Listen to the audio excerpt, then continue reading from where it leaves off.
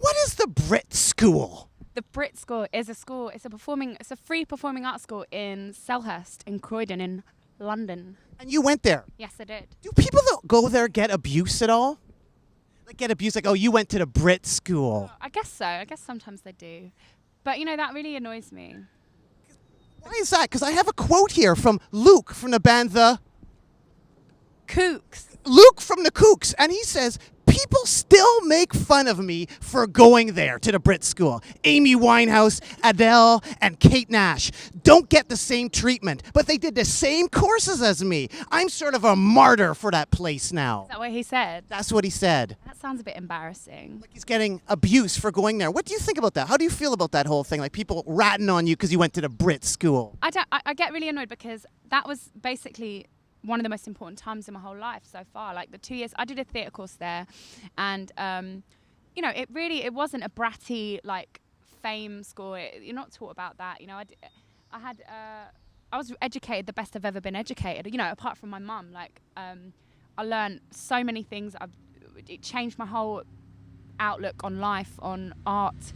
It was the first introduction to real experimentation, and I think that it's a really exciting place, and I think a lot of people are lucky if they get to go there. People are really lucky, and I think it comes from jealousy. You know what I mean? If you didn't get to go there, I'm proud to say I went there, and like anybody else who wants to have a go at me, it's like I don't care. And Brit School graduates are lucky to have you because you're taking Brit School graduates on tour with you. In your band, there's some Brit School graduates, aren't there? Yeah, there are. Brett Alimo. So you're bringing the Brit School with you on tour. I'm bringing it with me. Were you in the same class as Amy Winehouse, or was she older? She was older than me, and I think she did music as well. Has she brought any Brit Schoolers with her? Where are the other Brit Schoolers that we don't know? Where are they? One of them's in my video for Pumpkin Soup. You know Wesley? Wesley Good? He's in my video. He's an actor, but he's flying around the world now.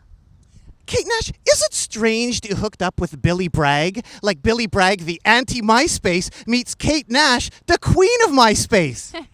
I think that Billy Bragg... He didn't like MySpace, did he, for a while, did he? Well, who does really? It's a very strange thing as MySpace. I think that I think it's a tool, it's a tool, and I think it brings about some really peculiar.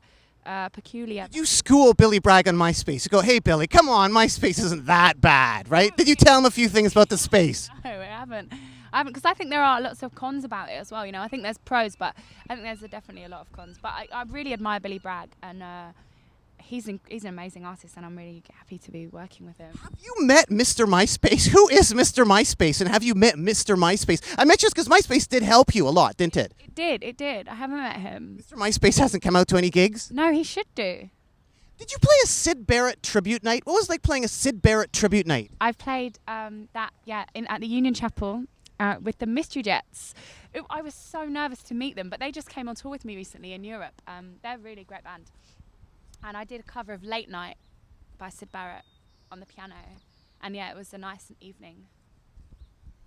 Kate Nash, I was wondering, Ryan from the Cribs, do you know that he can smell a serviette and tell where it was made? Like, I'm Nardwuar, the human serviette. I don't mean smelling me. I guess you can smell that I'm from Vancouver. But he can smell a serviette because he worked in a serviette factory for a long time. No, he could smell it and tell where it was made. No, he hasn't showed that skill off to me yet.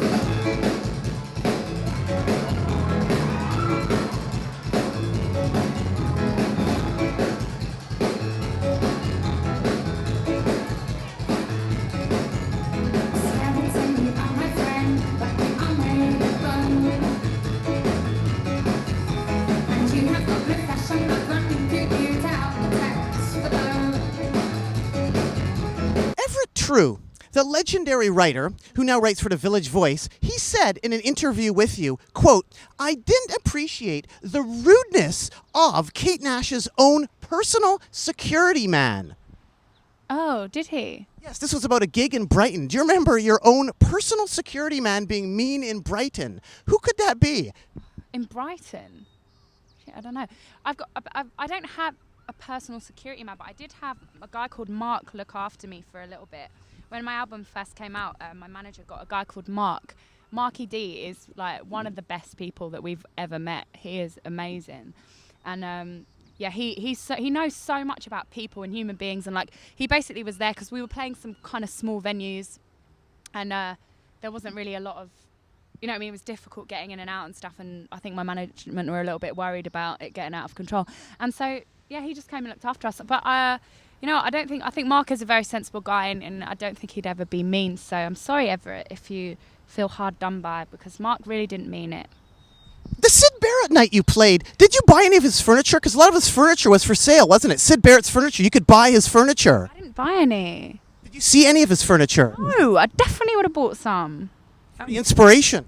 Yeah, and I would have bought it for Rachel. I would have given it to Rachel Trachtenberg. Well, that's what I was going to ask about. She's only 14. 14 or 15, and she started singing when she was 6, playing drums. Yeah, she's pretty cool. She's actually really cool. Like, has she been playing longer than you? Like, since 1993, she's been doing Trachtenberg family. Been playing longer than me. You've been having them open for you on this tour. That's incredible. What's the reaction for them been? How's it working? So good. They are such a great band. They're so fun and like clever and really interesting. They've got the slides, which are amazing. They're so creative as well. Like, they're such nice people, and they make, you know what I mean? Like, all their merch is like sewn together and made, and like they're really nice, creative people, and we're really lucky to have them on tour with us. And they've been going down really well.